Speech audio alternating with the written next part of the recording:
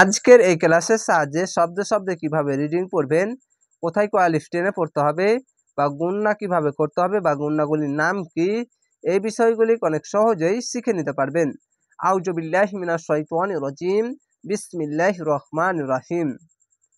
আর রিজালু যাবার পাশে খালি আলিফ এক আলিফ টেনে পড়বেন। আলিফকে হামজা পড়বেন। যদি আলিফের ওপর নিচে যে যাবার পেশ বা যে কোনো জিনিস আসলে বানান করে পড়তে গেলে আলিফকে হামজা পড়বেন।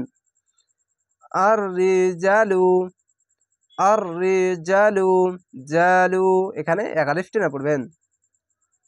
কাওয়ামুনা পেশের পাশে অসাকিন এক আলিফ টেনে পড়বেন। খাড়া যাওয়ার এক আলিফ টেনে পড়বেন।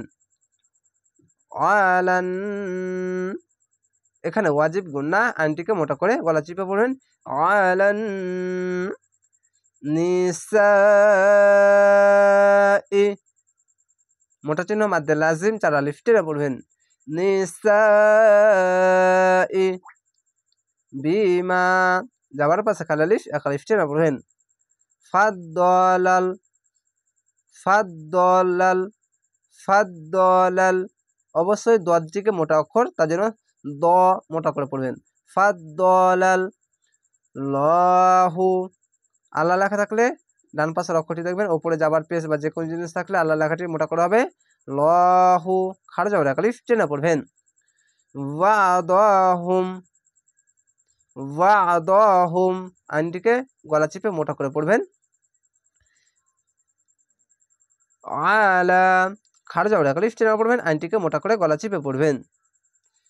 ওয়াদিউ এখানে ঈদগামে বা গুন্না, আইনটিকে মোটা করে গলা চিপে পড়বেন।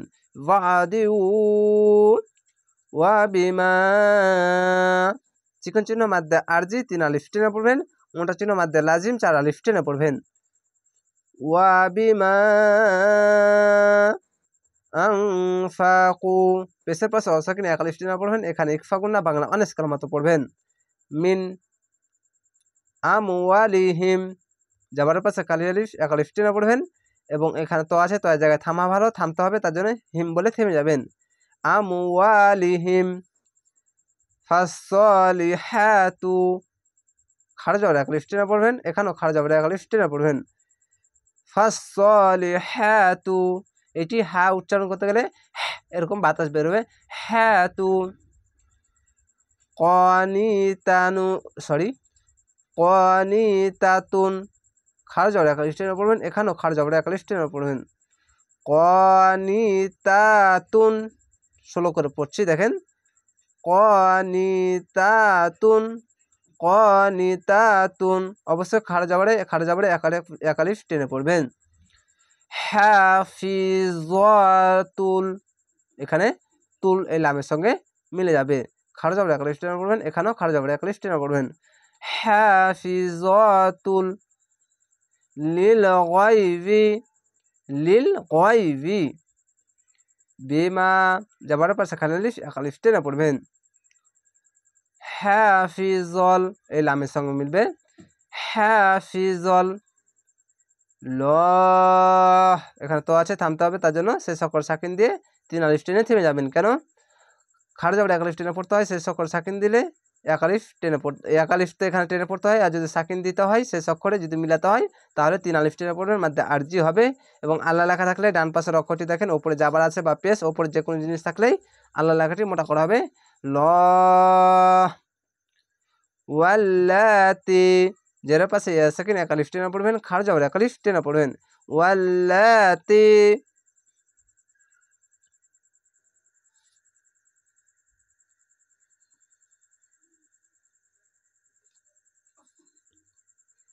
তাখাফুনা পেশের পাশে অসাকিন এক আলিফ টেনে পড়বেন, যাওয়ার পাশে খালি আলিফ এক আলিফ টেনে পড়বেন।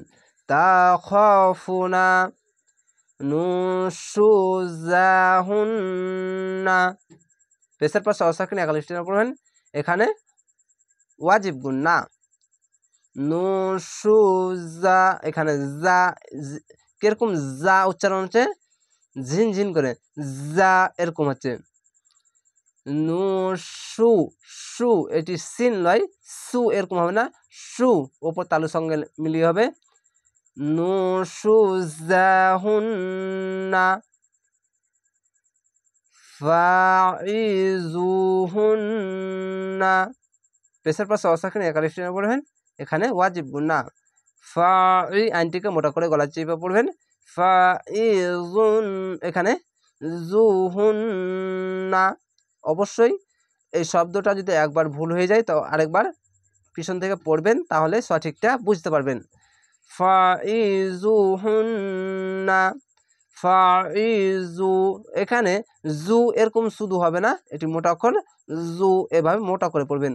ফাইজুহুন্না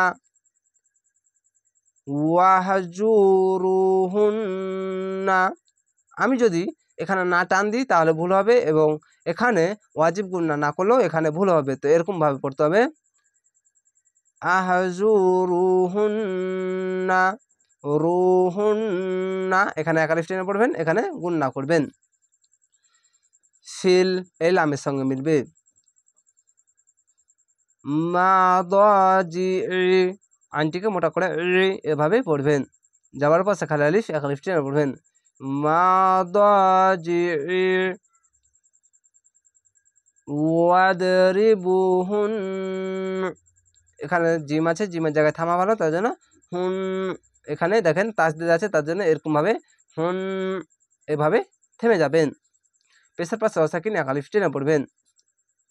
ফা ইন, ফা ইন, এখানে কোনো গুন্না হবে না, ইন বলে এরকম বলবেন। ফা ইন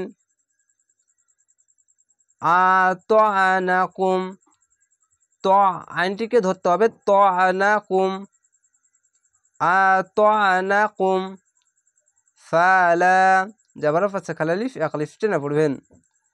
তাবগু, এখানে কলকলা, কলকলাটি ধাক্কা মেরে নিচে সাউন্ড আসবে, তাবগু, তাবগু, অবশ্যই গয়নটিকে গু মোটা করে পড়বেন। তাবগু, এখানে রিডিং পড়তে যে কু হয়ে যায়, তো অবশ্যই গু এভাবে পড়বেন। আলাইহিন্না, এখানে ওয়াজিব গুন্না, আলাইহিন্না সাবিলা, এখানে তো আছে, তো এর জায়গায় থামা ভালো, তার জন্য একালিফ টেনে থেমে যাবেন। জেরের পাশে ইয়াসাকিন একালিফ টেনে পড়বেন। সাবিলা, ইন্নাল, এখানে ওয়াজিব গুন্না, ইন্নাল লহা, খাড়া যাওয়ার একালিফ টেনে পড়বেন। আল্লাহ লেখা থাকলে ডান পাশের অক্ষরটি দেখবেন, ওপরে যাবার পেস বা যে কোনো জিনিস থাকলে আল্লাহ লেখাটি মোটা করা হবে, লহা। কানা, যাওয়ার পাশে খালি আলিফ একালিফ টেনে পড়বেন। আলি, এখানে লাম ইয়াকে ধরছে, লি, এখানে লি এভাবে ইয়াকে ধরতে হবে। আলিয়াং, এখানে ইকফা গুনা বাংলা অনিষ্কার মতো, আলিয়াং কবিরা, এখানে আয়াত আছে, থামতে হবে, তার জন্য একালিফ টেনে থেমে যাবেন। কেন? একটি যাবার আলিফের সঙ্গে মিলিয়ে একালিফ টেনে থামবেন, এবং জেরের পাশে ইয়াসাকিন এখানে একালিফ টেনে পড়বেন।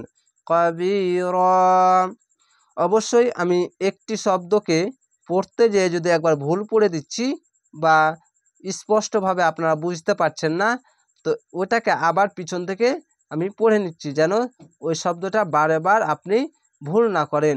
তো অবশ্যই যে শব্দটাতে একটু আমার মাইকের কারণে হোক বা এই মুখের কারণে হোক একটু কোনো ডিস্টার্ব হচ্ছে, ওই শব্দটিকে আমি বারবার পড়ছি, কেননা আপনাদেরকে সহি শুদ্ধভাবে শেখাবার জন্য। যেরকম এখানে জু, এটি মোটা অক্ষর, তার জন্য জু এভাবে পড়ে নিলে আপনারা ঠিক শিখছেন কি শিখছেন না আলাদা ব্যাপার, কিন্তু আমার শব্দটা ঠিক মতন আমাকে পড়তে হবে, তার জন্য আমি বলে দিচ্ছি এটি অক্ষর মোটা অক্ষর, তার জন্য জু মোটা করে পড়তে হবে। তো এই বিষয়গুলি আমি স্পষ্টভাবে বোঝাবার জন্যই আমি বলে বলে এগুলো শেখাচ্ছি। তো অবশ্যই শিখবেন এবং চেষ্টা করবেন এই শব্দগুলো একই না পড়ো। যেরকম এখানে জ পেশ জু, আর এখানে জিম পেশ জু, তো এখানে জু আর এখানে জু, এটি হচ্ছে ওপর তালুর সঙ্গে লাগিয়ে হচ্ছে জু, আর এটি জু, মুখটা ভরে মুখটা একটু হালকা বেড়ে এরকম হচ্ছে জু, আর এটি জু। তো এইগুলোই স্পষ্টভাবে শেখাবার জন্যই আমি এই ক্লাসগুলো দিচ্ছি, আপনাদেরকে শেখাবার জন্যই। তো অবশ্যই একই শব্দ একরকম হবে না, কি হবে, আলাদা আলাদা হবে। যেরকম জিম, জ, জা, জাল, এইগুলো শব্দ পেশ, জের, জাবার এগুলো দিয়ে একই উচ্চারণ আপনারা করে দিচ্ছেন বা আপনাদেরকে অতটা জানেন না, তো তার জন্য বলছি এইভাবে ভিডিওগুলো যদি দেখেন তাহলে ইনশাল্লাহ এই শব্দগুলো ডিফারেন্সগুলো আপনারা শিখে নিতে পারবেন। তো অবশ্যই চ্যানেলটিকে সাবস্ক্রাইব করে রাখবেন পরবর্তী ভিডিও দেখার জন্য। ভালো থাকেন, সুস্থ থাকেন। আসসালামু আলাইকুম।